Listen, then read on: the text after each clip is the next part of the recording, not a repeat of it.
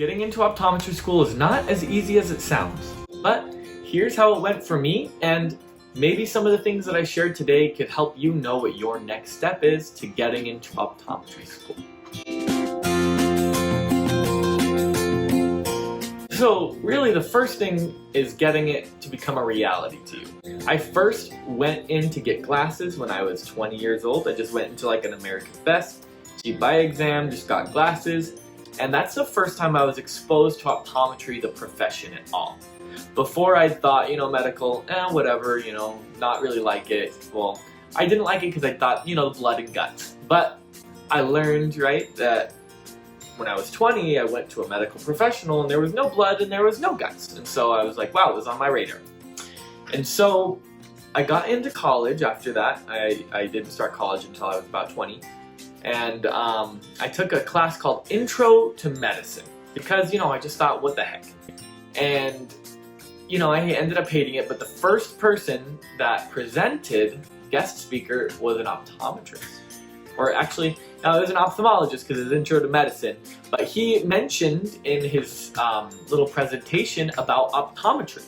And so I thought, wow, okay, so there's something that's like what you're doing, like medical stuff, but better and less blood and less guts. Okay, so that was before the first few weeks of classes. You can still switch around your schedule. So I switched out of the Intro to Medicine and into an Intro to Optometry class. And that's when it started to become a real reality to me. And so in that class, I was able to make connections with local optometrists and kind of see what optometry schools there were out there. And that got me really solidified into that optometry was a career and that it was possible to get into. And so that's when I first applied for my first optician job. Someone who came to the Intro to Optometry class was looking to hire, and so I just put in my application, didn't get the job, that was okay. And then that's also when I started learning that I could email optometry schools and just, see how they are. And so that's when I started getting my feelers out and talking to the schools as well, just getting emails. And that's how optometry became a part of my life and opened my eyes. All right, now it started to get serious when I actually got a call from that optometrist I applied for. And he said, hey, sorry about the last time you applied, like 3 or 4 months later, but we're actually looking to hire again. And before I go out and do a whole interview process, we really liked you. Would you be willing to come and have this position? And so I was like, sweet, I didn't even have to apply again. I ended up getting that job I applied for a few months later when another opening happened, just as an optician. So I got to go in and work for him, and it was cool, and I got to see it. And really, I'd almost forgotten about optometry at that time. The class ended. I really didn't take any other steps towards optometry, but I got to be an optician. And so that was kind of cool. But I didn't really like it. It didn't speak to me a ton, and it was cool to get some shadowing in and get to know the doctor. But I ended up quitting that job because it was a little bit boring to do opticianry work there. I also got married. It wasn't the only reason I quit. I got married. We only had one car. My work was 25 minutes away. It was just better for my new marriage, to not work at that job. And so that's okay. But the thing that getting married did to me was it made me get serious about a lot of things in life. And one of those things was what I was going to do with life. So I had to make a decision of what I was going to do. I wasn't sure about optometry, not 100% sure, but we sat down and we said, okay, well, let's at least choose this for now. And then if it's wrong, we'll feel it and we'll change. And so I actually sat down and looked at my prereqs. And up until that time, I actually had changed my majors 4 different times up until that point. So I was biophysics because, I don't know, I just wanted to pick the hardest thing, and then whatever I switched from would be easier. So I chose biophysics at first, and then I ended up changing it to Spanish because I liked Spanish. And then when I got married, I was a Spanish major, and I realized that to do that whole huge Spanish major and also to go into optometry school would take me 5 years in undergrad. And at this point, I think it was in year number 2, year number 3. And so I was like, wow, I thought it would be not this bad. So I got serious and I started looking at majors, and I spent like 3-4 days just sitting down, laying out all the majors in front of me, all the different paths that I could do, the classes that I had to take to graduate, the classes I had to take to get into optometry school, and the classes for my major. And so I was finally able to pick one. I picked neuroscience, and I changed my major to neuroscience. And then the next day, I actually found an earlier major that would help me graduate a whole semester earlier, or an easier major that would help me graduate a whole semester earlier, and that was microbiology. And so I went from needing to take 5 years to only needing to take 3 years in undergrad. So that was crazy. And then this was like about March. That was when I realized if I wanted to get into optometry school and not have to take a huge gap year after, I was going to need to apply in like 3 months. And so that's crazy. That's kind of when it got serious for me. So this is when it all came to fruition. This is actually when I also got a new job. I got a new job as a vision therapist.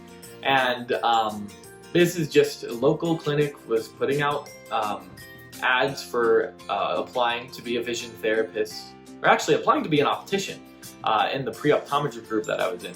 And so I applied, became an optician, and then a few months later a vision therapist left, so I filled that role internally. And so I got to know, wow, I actually really love this part of optometry. Opticianry was okay. It was okay enough that I actually felt good about becoming an optometrist still. But now that I knew VT, I was like, okay, super passionate about becoming an optometrist. And so I decided to get really focused on studying for the OAT that summer and applying. And so what I did is, because I'm a cheapskate, I didn't buy a course because, you know, looking back, it would have been a good investment to buy a course, but I just didn't because I suck. And then I just got a Kaplan book from the Optometry Club. They just had one that they passed around. So I had a Kaplan book, and it was me against the world. And I still had summer classes. So I was taking OChem in the summer just because if I wanted to graduate in 3 years, I needed to take the classes in the order that I did and take them all summer. So I had OChem in summer, I had physics in summer, so that was good for studying for the OAT. But I'd be in school in the morning, work in the afternoon, and then study for the OAT at night. And so I had about 3 months to get ready for the OAT, and really I got so busy that a lot of the night studying wouldn't happen for the first month or so. It would happen a little bit, but the first month or so for studying for the OAT was not very good. But the last month I really got into it. I read, I took every practice problem that was in the Kaplan book. I took every problem that was in the free OATs online that Kaplan has. They have like a practice OAT that you can take online. I went through all of those problems, which are really good. Practice problems are the way to go. Which is why courses are cool, so they got a lot of practice problems. But basically, I really was doing it a lot on my own. And then I had 2 coworkers that were applying the same time as me. And we had a few study sessions together. Honestly, those didn't go well because we all didn't know different things. So it's like, I was really good at chemistry.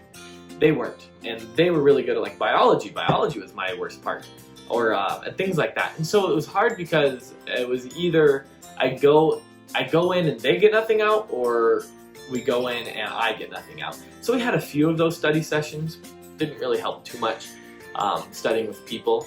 But one thing that I did get out of those study sessions was someone had an OAT course, and I was able to take a few practice exams and look at a few practice problems with them as well. And so I applied, I submitted my application actually in right when you could, like July 15th, July 30th, around there.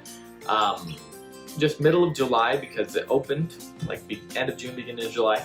And then I had to wait until September to take my OAT because COVID pushed it back a little bit. And so I applied, and I actually got a few interviews back before the OAT came in. Because some schools, if you apply early enough, will interview you and then just wait for your OAT score to come in to make a final decision. And so I did interviews before I took the OAT. The schools that I applied to were Arizona College of Optometry. Why I chose that one is because, one, it was closer to the West Coast. I'm from Washington State, my wife's from Colorado, went to undergrad in Utah, and so it was pretty close to where my family was and where my wife's family was. And then also it had a great vision therapy program. They had a new therapy clinic just open up. I'm actually on campus right now. And so Arizona College of Optometry and Southern College of Optometry. Southern College of Optometry, that's where my optometrist that I worked for went to, and he had amazing things to say about it. And it honestly was an amazing clinic and campus, but I ended up choosing Arizona College of Optometry for different reasons, but I'll link a video in the description somewhere, but about why I chose optometry school in Arizona. But yeah, so I applied and everything, and then I took the OAT. And when I took the OAT, I could not sleep the night before. I went in with maybe 3 hours of sleep, maybe. And I did okay. I ended up getting like 20, 30 points higher than my highest practice score on the practice exams that I took. And so it went pretty good, and I ended up getting accepted into optometry school less than a year from when I found out that I wanted to go to optometry school. And so it's crazy, my optometry journey was almost less than a year in the making. From the time I got serious about it till the time I was accepted was less than a year. And so I know some of you might be freaking out that you're a little bit late, or maybe anxious that you might be a little bit early in thinking about school. But hopefully to know the order of things that you need to go into, and knowing that it's possible, I didn't cram for the OAT, but it's possible to start from where you're at, even if you feel like you're a little late, and get into optometry school. So I just finished my first year, happy about it. Subscribe if you want to keep knowing. Subscribe if you're interested in following my optometry journey through optometry school, and also some advice for pre-optometry students and other general advice as well. But thank you for watching this video. There's links to a Patreon where I coach pre-optometry students as well. So if you'd like a little coaching with your personal statement or OAT, that's in the description. And follow me on social media for just, my regular life, and also following along with my optometry journey. But thank you for watching, and we'll see you in the next one. Bye.